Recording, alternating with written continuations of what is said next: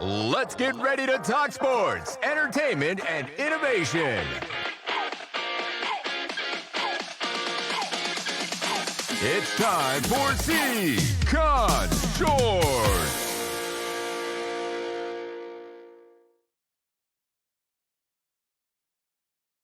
Welcome to another episode of SEICon Shorts. This is an exciting one today. Hello, everybody, and thank you for joining us. We have not one but two Naismith Memorial Hall of Famers on our SEICon Shorts today. I'll give you a hint. Neither is me and neither is Shawn. Good morning, everybody. We have Ralph Sampson and Nancy Lieberman on our podcast today, and we feel proud and honored. Adam Honig here, kicking it over to Shawn Garrity, who is running all things SEICon and Circle. Welcome, Shawn. Good morning. Thank you very much. And thank you, Ralph and Nancy, for joining. And I will say I'm not in the Naismith, obviously, but I have someone I played against in the Naismith I won't mention that reminded me I would never be in the Naismith or play college basketball. So I'll have to accept that reality. But no, very honored to have both of you on. And, from a kid at the age of 15 who decided he wanted to play basketball because everybody laughed at him, looking at Sports Illustrated, looking at the world of basketball and the special things you guys were doing. You were really idols of mine. Ralph, I remember with you and Sam Bowie and Patrick Ewing being on the inside page of Sports Illustrated, talking about these unbelievable phenomena coming up. And Nancy, obviously, looking at picks in the day at Rucker and saying, oh my gosh, I can't believe this. Again, idolizing George Gervin and all the people that were playing in the park. For a kid out of Worcester, it was amazing. So certainly an honor. And what really is an inspiration to me and a lot of people is not just the excellence you achieve on the court, but most importantly, what you've done now with your lives, your careers. And again, knowing the two of you to be special and great friends all these years is really something. So, Nancy, I'd really start with you. Growing up as you did and with your background and being from a family of Holocaust survivors, I mean, you were special and God had his hand on you a long time ago from your birth. So, just talking about your life and your trajectory from a prep perspective coming up, how did that feel as a young lady from Long Island coming out? Well, for me, growing up in New York City, I'm a gal from the 60s and 70s, so we didn't have a lot of what we do today for women in sports. And it was sort of a trail that you were creating as it was happening. You didn't know that, and it's interesting because Ralph, we've known each other since we've been in college, so he has seen the trajectory of women's sports. He had a path. There was something that he could attach his dream to. I played great in college or USA, and then I get to go to the NBA. We didn't have that. That Right. Unfortunately, and I'm not a victim. I'm a victor because guys like Ralph, took me up with them. They didn't just leave me. And that's what happened, playing ball at Rucker. The guys there, they didn't just look at me as a little redheaded white girl. They were inspiring to me and challenged me to be better. And they played hard against me, Yeah. I mean, they didn't let me just skate by. So I'm really I'm proud to be here in 2024 with where the world has exploded with, women in sports, diversity, inclusion. I think, and I think people use DEI. They think it's like Skittles. Everybody has to have one, and I just think we have to stay focused on what we can do, and the fact that Ralph and I have had, long-term sustainability and success. Selfishly, we're really proud of that. There's another generation out there and we're in the midst of it. And so thank you for having us. Thank you, Nancy. And look forward to speaking a little more about that. But Ralph, anybody in the world that sees you coming knows you're a special man. And, and as talking to you and your family and your history going back a long time and actually being a baseball player, I think that was your first love, right? But obviously with your abilities and gifts, basketball is calling. But from that time, coming out of prep and coming up through the college years, it'd be interesting to hear your perspective and your friendship with Nancy, how that connected. Yeah, pretty much everybody knows me now because I'm tall. You can't hide 7'4" anywhere you go. So it's that, and then you play basketball. So Then they hear the name, then they might recognize that a little bit more. Sampson is a strong name, like Lieberman is a strong name as well. But yeah, me and Nancy go way back. I can remember her watching her play against UVA and doing behind the back half court passes, full court passes, overhead passes. With her and the crew at Old Dominion, they were very dominant. So, there's always, and Nancy would agree with this probably, so there's people that are trendsetters and the people that are foundations of the sport. And I always think that Bill Russell is in that category.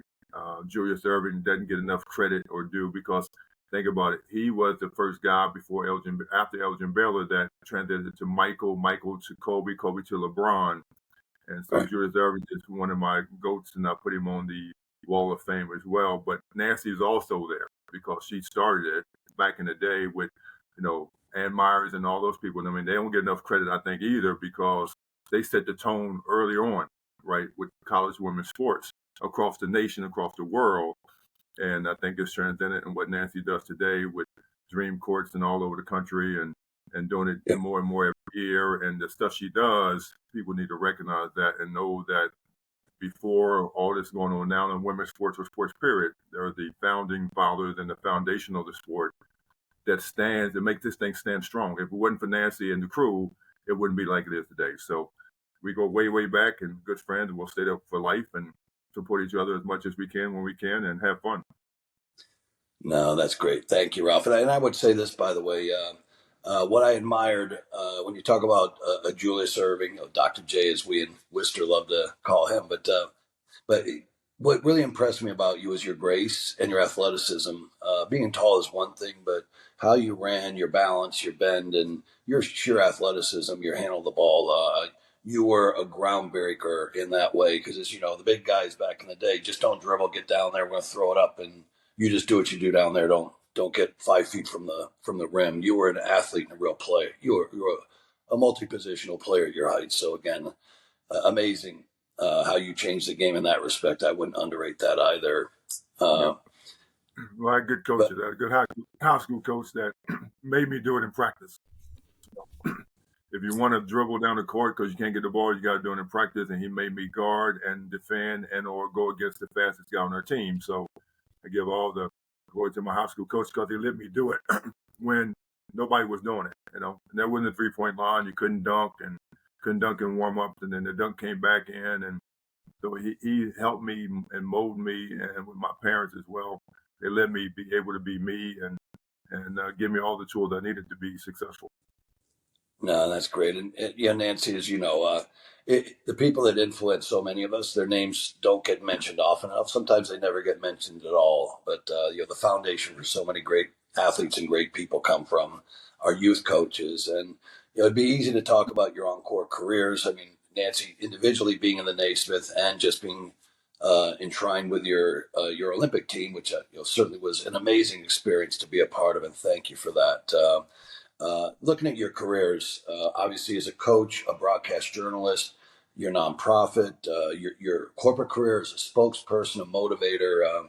I don't know how you do it, honestly. And, really would love to shine the light on that. If you could just talk about the things that you're doing right now, what's important to you, and as the business community, what should we be doing to support people like you, like Ralph, with these resources as we think about diversity, equity, inclusion, belonging, and not making that Skittles, being authentic to that, because I know you've had some very good success there. Well, it's important. I mean, we are born to commune with each other. We are not born for segregation. We want to come together and help each other. Whether you're white, you're black, you're Latino, you're Asian, whatever your gender, your religious affiliation, we can come together. I don't think kids are inherently racist or anti-Semitic or anything that's out there right now, and they get that unfortunately from adults. And we're just trying to do our best to bring people together. And I don't want to speak for Ralph because, the man he is, the career he's had, and he had great stability, by the way, in his family. I didn't have two things Ralph has that I didn't have. I never dunked the basketball, although I could dunk a tennis ball. And he had a great family upbringing, and I didn't have that.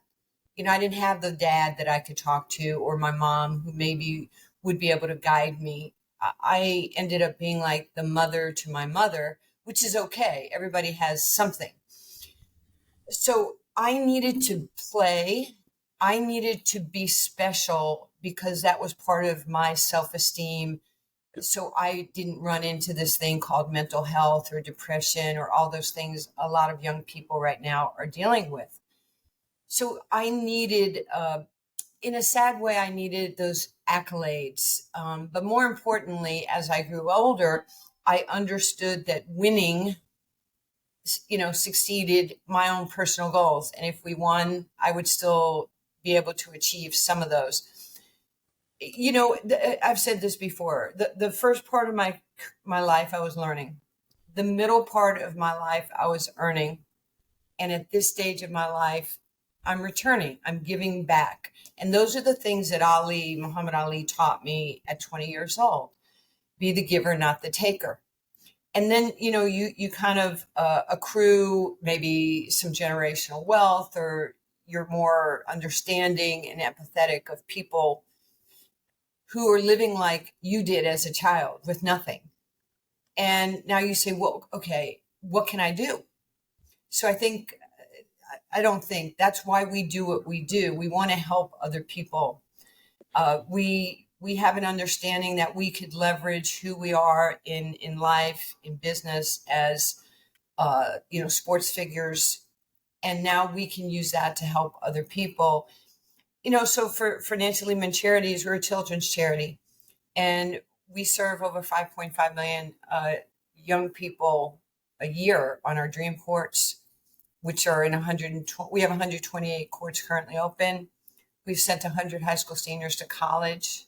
We have racial and social justice lecture series, in the name of communication. But I do think we have to be actionary. Too many people talk and don't do. And we're just trying to help people. And Ralph and I can't do it by ourselves. We want to be on a super team. And actually, we have been on a super team, because here we are all these years later, and we're still one. And we're still united in our beliefs, in our efforts, and, what moves us to try and help other people. I can't tell you how many times Ralph picks up the phone and goes, hey, I have these people, or this person, or this guy, or I think I can find maybe some, donors or dream courts. He don't have to do that.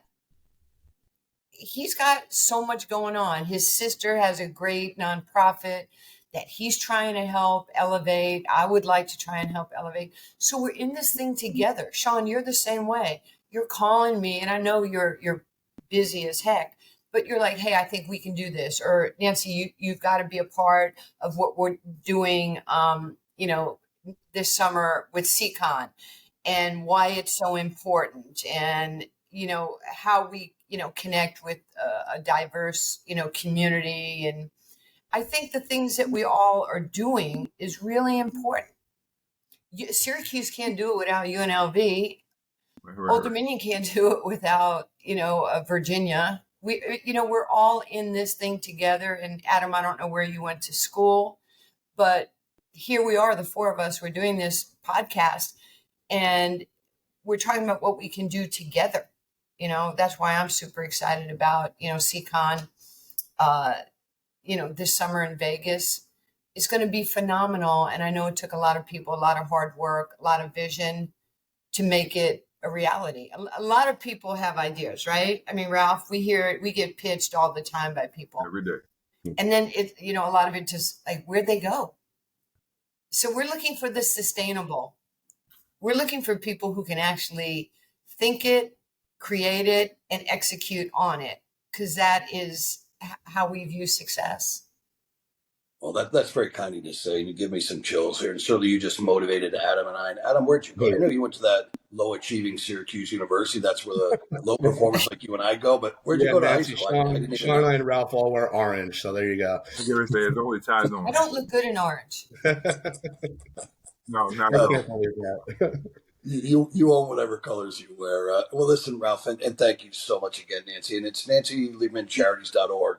And obviously Tracy Choate, Nancy's right hand, is her Ralph Sampson. She dunks all the time. And again, if you have not checked into NancyLiebermanCharities.org, you should. As a corporation, as a person out in the community, volunteerism, financial support, spokesperson for your events, and obviously Ralph in that same vein. Please check out Nancy's nonprofit. She's doing amazing programs, community development, STEM, bringing people together through the love of basketball and the social engagement that goes with that.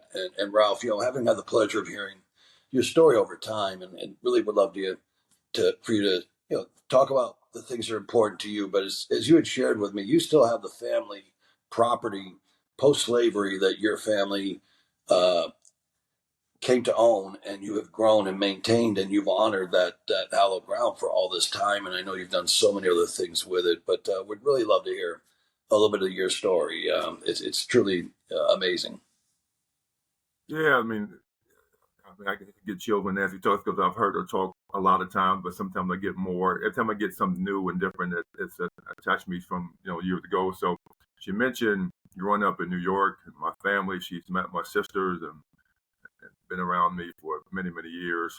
Um, so every hood, which is what I call them, there's all these hoods around the country, and I think we kind of go back to that in some sense. I grew up with uncles and aunts on every block. So if we got in trouble, your uncle or aunt would beat you or tell your mom or dad. So it was a great time growing up in Harrisonburg, small city. And as you alluded to, Shawn, that we have a family farm that's been in the family for over almost 100 years now. So a lot of history there, a lot of family events there, from family reunions to farming, to getting up at 6 o'clock in the morning, going and bale hay, to not letting me drive the tractor because I was too tall, because my mom thought I was going to fall off so I could bale the hay. That was my workout. So that, if I look back now at that, and Nancy knows this as well because she had the same thing. And think about, she said, and Nancy doesn't see white or black. She's just a redhead, period, which we do know. But she could go down to Rucker Park and play with anybody, right? And I couldn't play on the park because I was too skinny, too small. My cousins would beat me up, and they would fight the bigger boys. So you can't get in this right now. So I had to work my way into that. But it was in the hood. And it's not a bad thing to be in the hood. I mean, it's kind of crazy now. So we grew up that way every day. I got cousins that play college basketball that were really, really good. And Nancy probably can allude to this as well. I can tell you right now, I grew up with people that could have played in the NBA that were better than me, but didn't have the direction that I had, or the grit I had, or the one I had, or the high school coach I had.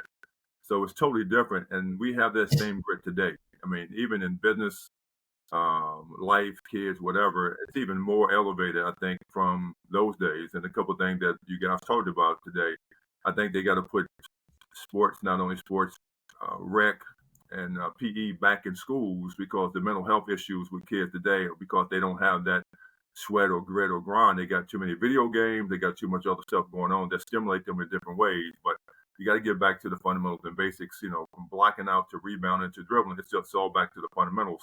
Nancy does a great job in her summer camps with her son down in Dallas that, I can only see it through video. I've seen it many, many times. I've heard it many times, but the fundamentals are really, really important in life, basketball, sports, and how you build businesses across the world, right? So growing up there was fun. UVA was fun. My high school coach was amazing. We won 2 state championships back to back. Went to 3 my freshman year when I was a 110-pound freshman in high school, and 6'7", and couldn't dribble and chew bubblegum at the same time. But I got up to the varsity at my freshman year. We went to state, and then got beat, and we won it the next couple of years. But basketball is basketball. I love it to death. Obviously, went to UVA. Coach Holland is a very special, passed away last year. So I had great people around me, all my life. I picked the right school. I could have went to Kentucky and Joby Hall and Leonard Hamilton. We talk about it all the time. It would have been totally different, If I went to Kentucky, I talked to Sam Boyd sometimes. She said, "Well, Ralph, I'm sitting on a farm in Kentucky on a horse farm. You just got a cattle farm, so I got a better farm than you got." I said, "Yeah, but Kentucky gave that to you. You didn't buy it." So it's just the way it works. So we can harass people all the time about different things and different ways, but it's fun to go back and look at all the stuff we've done and we cherish it, but we don't flaunt it. I mean, Nancy doesn't have to. I don't have to. She's a redhead. I'm 7'4", so when we walk around, it's pretty impactful. But people need to know what we do, how we do it, and why we do it, because we can be impactful, and we be impactful to build that legacy. And people would work together in this country, in this world, would be a different place. So everybody out there, please donate. I mean, just go on Nancy's site. Don't donate. I mean, don't talk about it. Be about it. Donate. Get involved in some way, some shape or form, because that's really what it's all about. And excited to be on here. And this summer is going to be fun to get with you guys in Vegas to just get together and commune and see different people and talk about these things. But action speaks louder than words. You got to act on something before you just say, "Oh, I'm going to do it." And we hear it all the time. Nancy said it as well. People talk, and we think about people that talk mess to us on the basketball court. I was going to say some other word, but I'll keep that. People talk, right? Right. We love when people talk noise because it only makes us more aggressive, right? But we already aggressive before we get on the court. Our mindset's already there. So it's fun to do all this stuff and be excited. I've got new companies coming into life, and one of the things I have in it is called community engagement. Nancy and her charities on there. So I will call her, ask her what she needs or whatever, but it's even tying us together even more. Derek Wittenberg, Bill Russell, Fred Whitfield, all the guys I know, all these guys do great things as well. And so we just want to be a part of that and live and enjoy life and do good things. So I'm excited about that. One of the things on the farm we're doing, we created an agri-hood on the farm instead of an the agri-hood where we will do sustainable food on the farm.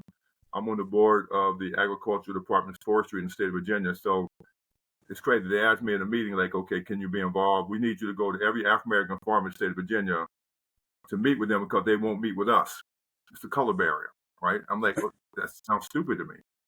So we hired somebody now to be able to do that. And I'm involved in that as well in a big way.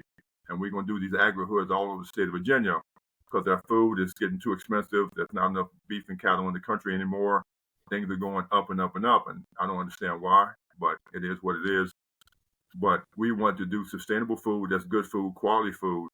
And we can grow a garden today and can it right at the garden and take it right to the store. Wow. We have mobile cannery operations and stuff like that we have. And so we're going to do that so it's fresh, it's clean, it's no preservatives, it's natural. Now, you get food like that, you got to eat it, right? It's going to go bad really quickly, but you will eat it because it's cheaper and it's better for you. So stuff like that I'm interested in. I'm interested in kids, business deals. We get them every day. So it's fun for me to even sit here with you guys and talk about it. And your event out there is massive with 85 people on it. That's going to be amazing to see. And Shawn, I know you've been working on it for a couple of years, but it's good to see that come to life. No, congratulations. And by the way, if anyone wanted to learn more about that, where would be the best place for them to find that information, Ralph? I've got a new site coming up. It's to be on there. It's called TSG 50. So the Sampson Group 50, which is my basketball number. That comes out next week. The press releases come out and all this kind of stuff soon. So go there. You'll see a lot of stuff happening, and we'll keep adding more to it. So that's SamsonGroup50.com? Yeah, TSG50.com. TSG50.com. Great. So please definitely check that out. And I want to learn more about that agricultural enterprise separately. But congratulations on all these exciting endeavors. And the last thing I'm going to have Adam, by the way, give you your valuation in today's world of NIL and transfer portal and the whole dynamic. And really for the both of you, I think our audience would love to hear the two of you just in your discussion together.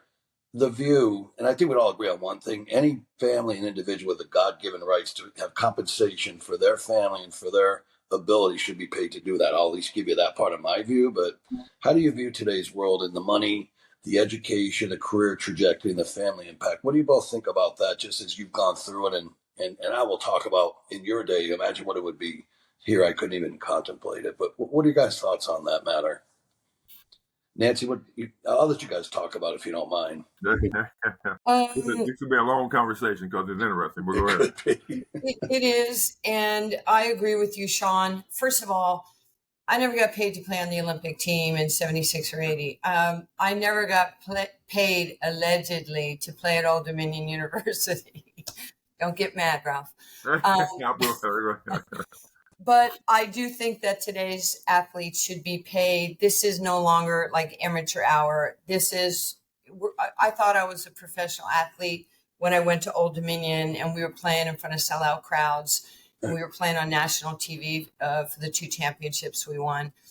And I don't hold it against the administrators or my coaches for making money. That's fine. But they were making money really on the backs of the athletes. And we just had to get to the point of recognition that we are a business and that the athletes, I didn't have, I was poor. I didn't have any money to go to the movies or buy some clothes. I was representing America. So I'm down with NIL. I'm down with collectives, but there needs to be life. And I know in this generation, nobody really wants rules or parameters. So if you call me old conservative, no matter who people think Ralph and I are today in the world, we still have bosses. We still have rules. There's still things that we have to work within a parameter. It's not a negative. It's just, it's okay to have those. There's rules in every sport. There's rules in businesses. There's rules on boards. We're in just a part of what is and not should be, everything shouldn't be stripped just because you don't like it. I do think that, and I don't know if the NCAA is qualified to create the rules because right now it's just pay for play. And help me here, but there was a gentleman at Ohio State that said, this is what I was told. Here's $50 million. Go in the portal. First of all, keep Marvin Harrison Jr. there. Give him whatever he wants. And then take that $50 million and get the best players in the portal. I don't know if Old Dominion can compete with that. I don't know if Virginia can compete with that or other schools. So we're not playing with apples and apples. And so we worked so hard, for, trying to have some, when I say equality, Adam Silver's thrilled that the season came down last year and like 8 teams were still the last 2 games of the year. They were still in the hunt for either the play-in or the playoffs in the NBA. So parity is fun. It keeps people engaged. But you're going to lose parity in college sports if the top 2% are dominating just because they're paying their athletes more money. And I want the athletes to make money. And I love what Angel and, Shador and Shiloh Sanders and Caitlin Clark are doing. I mean, God bless them that they're able to make this type of money. I can't imagine what Ralph would have been paid, if we had NILs in college. It's enormous. So I'm good with that. And I know some people are not good with it, but it's America and we're entrepreneurs.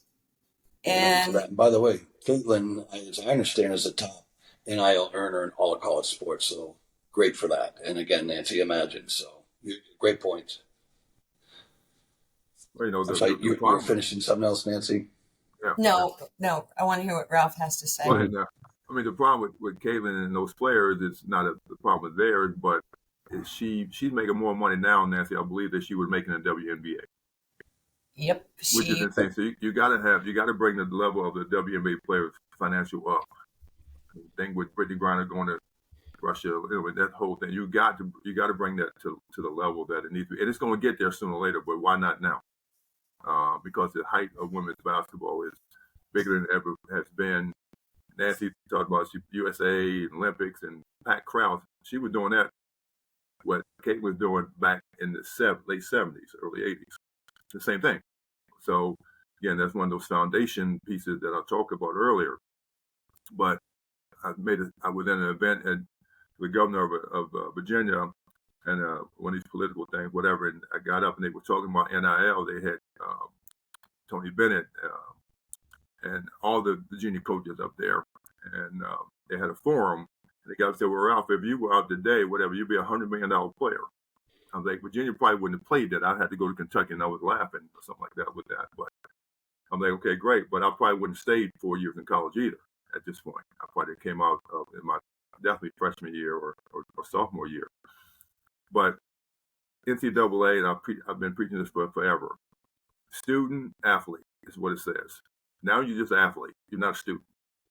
Your scholarship is only guaranteed for 1 year. God bless him, left through the jail with the best at it, just passed away. He would run a kid off in a heartbeat and say, "Kid, you can't play for me, so you got to go," right? And he would get somebody else.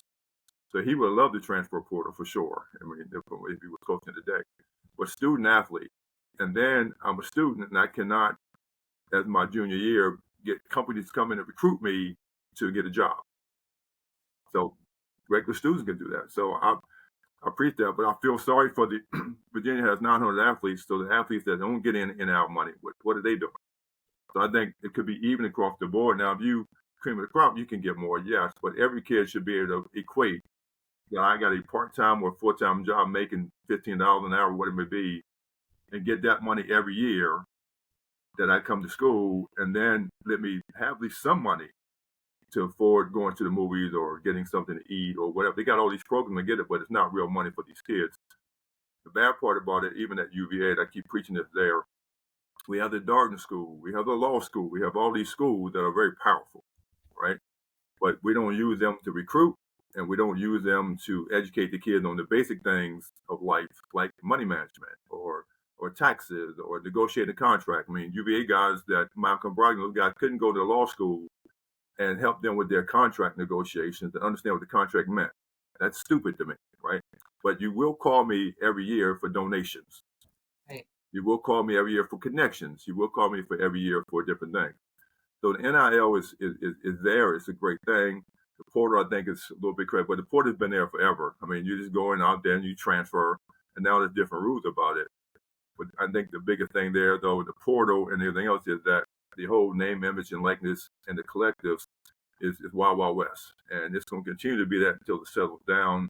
I don't know if the NCAA can settle it down or not, but it's got to be across the board from not only the NIL in college, but going to the pros as well, with the women's professional leagues being just like the pro league. I mean, you got Jaylen Brown in Boston making $63 million a year. I mean, he's in the dunk contest. I mean, he's not a dunker, but he was in dunk contest. But I mean, that's crazy money in today's world. There's no girl out there making a tenth of that or a fifth of that, or whatever it may be. It's not possible, but they should. And it's going to change at some point, but when, I don't know. But it's got to be advocate for that to make it happen. And the NL, it's going to stay around for sure. The big schools are going to do what they do. Virginia's trying. I mean, think about this. Texas A&M has $25 million for football. UVA has 1.5. They can't compete. They're not going to be able to compete. And so it's there, but you're going to have those elite players out there. But, I mean, Tony Bennett doesn't believe in NIL at Virginia. He believes in his system, and it works. And you have some great coaches. We know, Nancy, that this year in college basketball has retired, and someone because of NIL. They're just not going to treat the game that way. And lastly, I would say is the game today and NIL and all that, it's taking the art of the game away from me. It's hard to watch NBA. It's hard to watch college basketball. There's so many threes taken. And, you know, I was 7'4". If I shot a three in college or even in the NBA, they would take me out. You 7'4", get under the basket. Okay, well, let me shoot another one when I go back in court, because you're not going to tell me what I can do, because you're coaching, you're sitting on the sideline, and I'm playing. So it was just that the grit we had, but it's going to stay around. It's a good thing. Athletes get paid. But you got to educate them on the money, because some of them get hurt, taxes and how to spend it. The parents take the money. It's a horror story out there right now, but it's going to get worse in the near future, and then it's going to change. I want to be able to kind of follow up with Ralph is saying. First of all, when he and I were in school, we had our 4-year scholarships.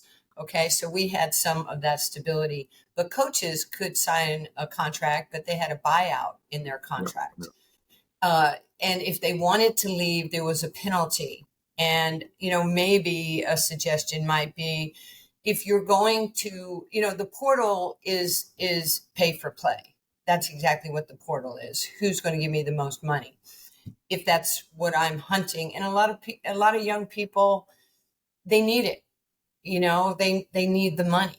And so they're responsible for taking care of their families. especially Ralph, and help me here, but in the Black community, if it's like Nellie, right? The Saint Lunatics, Yeah. they had a pinky swear. If somebody made it, they would take care of everybody else. And a lot of this is tied to some culture in different segments of life. So if the NCAA or somehow they were able to create, okay, you have an NIL, you have a 4-year contract to play here, Caitlin, at Iowa. If you leave before your 4-year contract or you go in the portal, there's a buyout.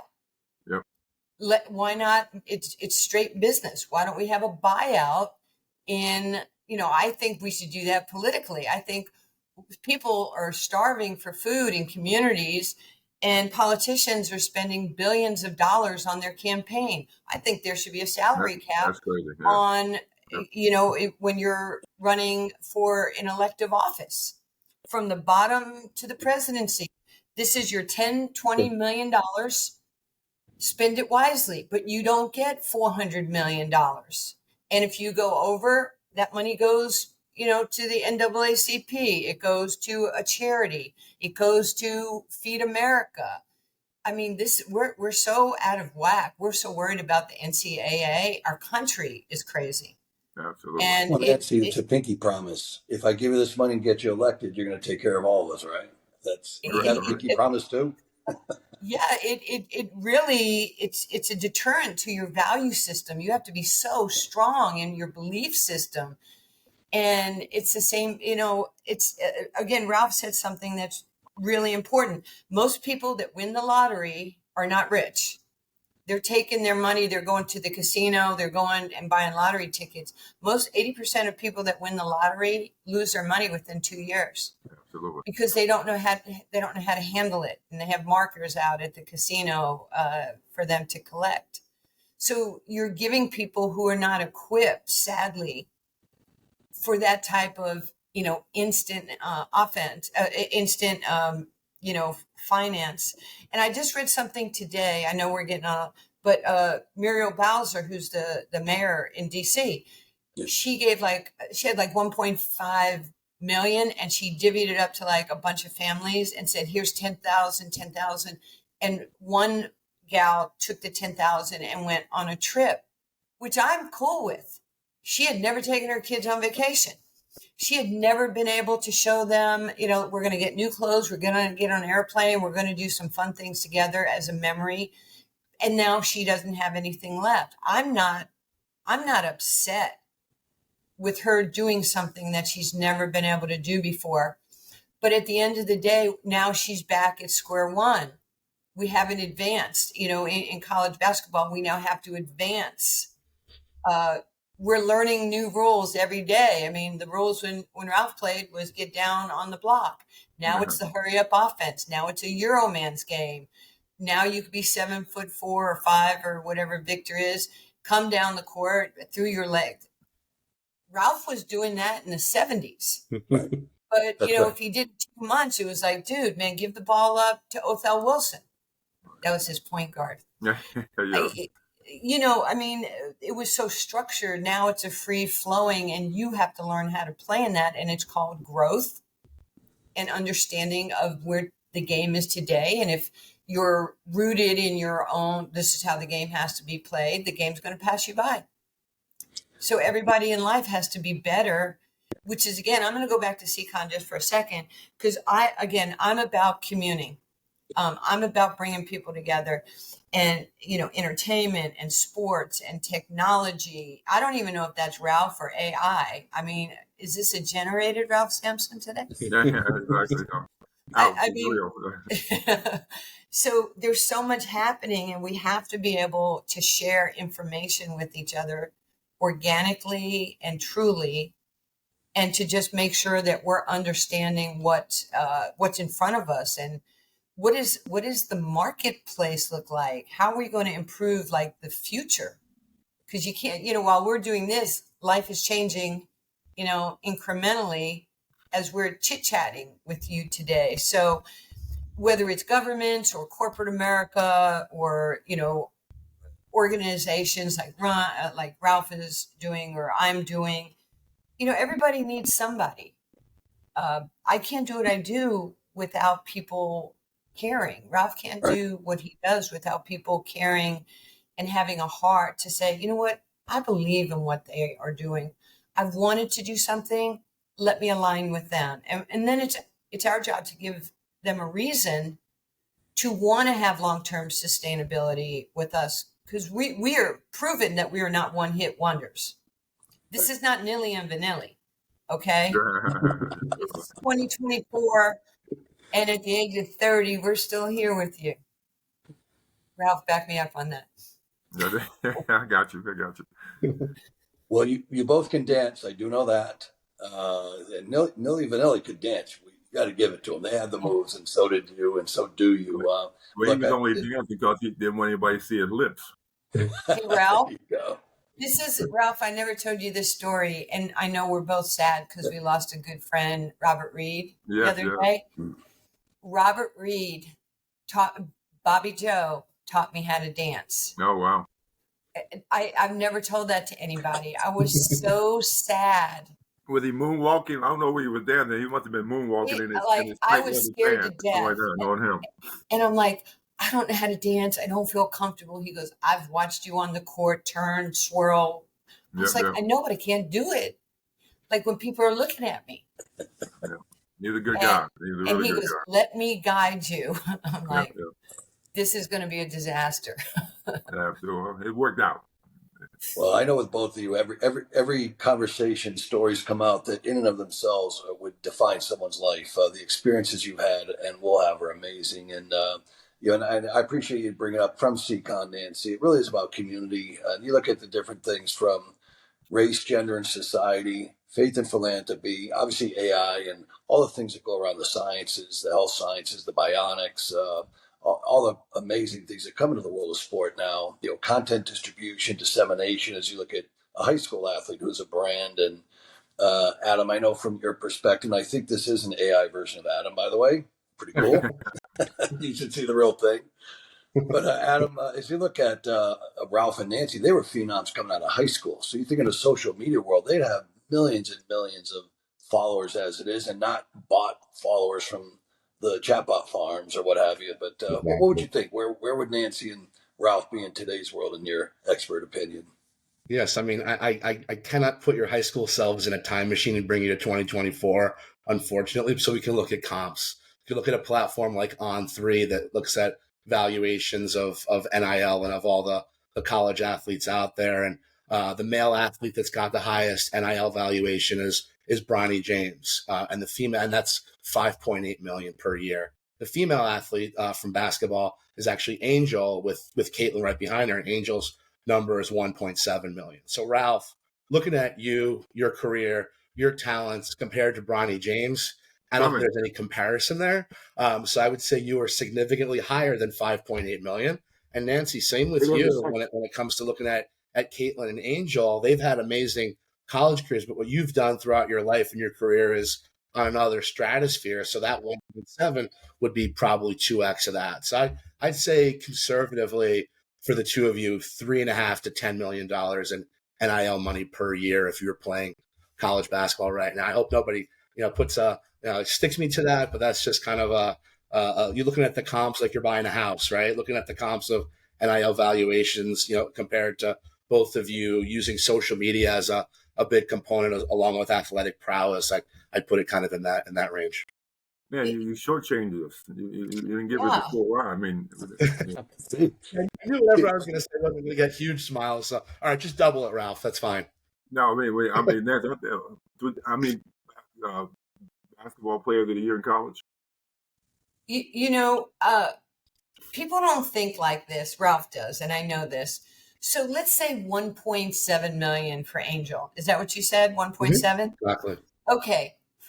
35 to 40% of that is going to taxes. Can you do the math, Adam? Right. There you go. Okay. Let's say the 7 million goes the 0.7, so she's down to 1. Okay. Then she's going to have to pay either a lawyer, possibly an agent, who's going to take 3%, 2.5%. Then what is she doing? She's probably going to take care of some people around her. She's going to find some friends, aunts, uncles that she doesn't even know their names that say, I Hands did out. this for you, right? Growing I'll up. give you a ride to practice one day. Correct. Yeah. So let's say she's at 800,000 a year. Now, people out of the woodwork, because they did this to me, they're going to say, oh, you got to invest in this and you got to invest in this. When I came out of college, I was making $300,000 a year. I don't even know if I had that money. Everybody had me investing in something. I had no clue. So I tell people now, you have got to find somebody who is maybe a non-family member who is an expert in that, and start conservatively. You don't have to start with a lot of risk tolerance. Right. Just kind of build things up, even if it's 5%, 6%. And you do that for 4, 5, 6 years. That's pretty good, right? Yeah. Financial literacy is key. Look at somebody like Shaq. Shaq tells his kids, you're not rich, I'm rich. I'm rich. You didn't earn the money. I'm not going to go give it to you. Go earn it like I did.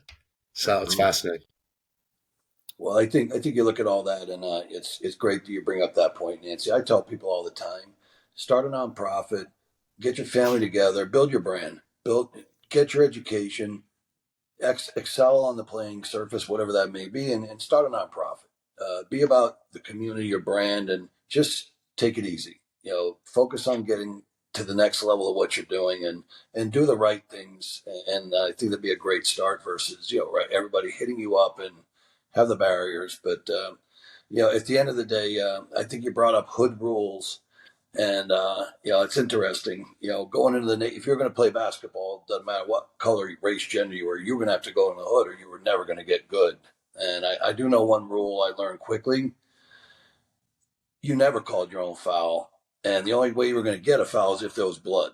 Or everyone just looked like, really, that just happened and we're just going to play on. But it had to be other people. It had to be like a jury if that was a foul. You never called your own foul. And I know you guys, as you were talking about people that do and people that don't, people are going to call your fouls on you, whether you like it or not, because you either do or you don't. You both have been so extraordinary in your pursuits from very similar past, but with different foundations, as you were bringing up, Nancy. And look, for SEICon, very grateful to have you both there. As we talk about sports afterlife, you are the embodiment of what's right about athletics and society and what you bring to the world.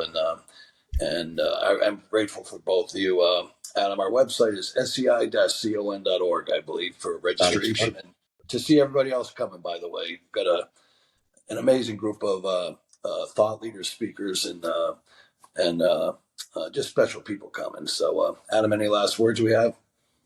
No, I don't need to say anything. Nancy and Ralph said it all today. It's a pleasure to speak with both of you today and with you as well, Shawn. Thanks, everybody, for joining us for another great episode of SEICon Shorts, and we'll talk to you soon.